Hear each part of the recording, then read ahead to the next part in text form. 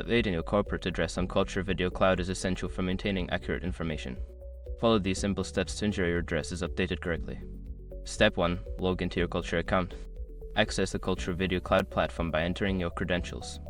Make sure you have the necessary permissions to make changes to your corporate information. Step 2. Navigate to Account Settings. Once logged in, locate the Account Settings section in the main menu. This area contains all the information related to your corporate profile, including address details. Step 3. Find the Address section. In the Account Settings, look for the Company Information or Address section. This is where you will be able to view and edit your current corporate address. Step 4. Update your address. Don't continue before doing this. A lot of online accounts end up exposed in breaches without people even realizing it. Use SROC to constantly monitor your email and accounts and get alerted immediately if your information gets leaked online. It scans billions of breached records 24/7 in the background. And honestly, for a few dollars a month, it's something everybody should probably have. Link in the description. Step 5. Save changes.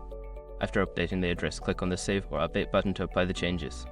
You may receive a confirmation message indicating that your address has been successfully updated. Make sure to periodically review your corporate information to keep it current.